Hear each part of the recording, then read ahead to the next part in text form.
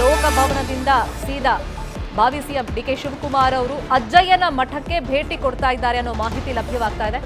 ಬೆಂಗಳೂರಿನ ನಾಗರಬಾವಿಯಲ್ಲಿರುವಂತಹ ಮಠ ಅಜ್ಜಯ್ಯನ ಮಠಕ್ಕೆ ತೆರಳಿ ಪದಗ್ರಹಣದ ಬಗ್ಗೆ ಅಲ್ಲಿ ಚರ್ಚೆಯನ್ನ ಮಾಡ್ತಾರೆ. ಯಾಕಂದ್ರೆ ತಮ್ಮ ರಾಜಕೀಯದ ಪ್ರತಿಯೊಂದು ಹೆಜ್ಜೆಯನ್ನ ಇಡೋಕ್ಕೂ ಮುಂಚಿತವಾಗಿ ಅಜ್ಜಯ್ಯನ ಅಣತಿ ಇಲ್ಲದೆ ಯಾವ ಕೆಲಸವನ್ನು ಡಿಕೆ ಶಿವಕುಮಾರ್ ಮಾಡೋದಿಲ್ಲ.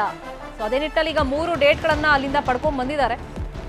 ಈಗ ರಾಜ್ಯಪಾಲರ ಒಂದು ಅವೈಲಬಿಲಿಟಿನೂ ಕೂಡ ತಿಳ್ಕೊಂಡು ಬಂದಿದ್ದಾರೆ. ಅಲ್ಲೂ 3 ಡೇಟ್ ಕೊಟ್ಟು ಬಂದಿದ್ದಾರೆ. ಜೂನ್ 1, 3 ಹಾಗೆಯೇ 5ನೇ ತಾರೀಕು.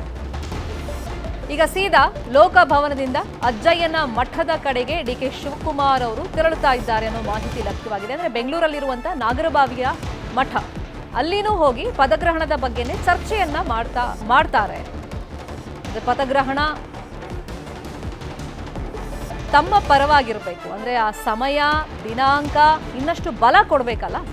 ಸೊ ಆ ನಿಟ್ಟಿನಲ್ಲಿ ಚರ್ಚೆಯನ್ನ ಮಾಡ್ತಾರೆ. ಇವತ್ತು ಸಂಜೆ ಸಿಎಲ್ಪಿ ಸಭೆ, ಒನ್ ಲೈನ್ ನಿರ್ಣಯ. ಅಲ್ಲಿ ಶಾಸಕರೆಲ್ಲರೂ ಬೆಂಬಲ ಕೊಡಬೇಕು ಅಂತ ಹೇಳಿ ಸಿದ್ದರಾಮಯ್ಯ ಮುಖೇನ ಹೇಳಿಸಲಾಗುತ್ತಾ ಅಥವಾ ಕೆ ಸಿ ವೇಣುಗೋಪಾಲೇ ಹೇಳ್ತಾರಾ ಅನ್ನೋದು ಒಂದು ಸಸ್ಪೆನ್ಸ್.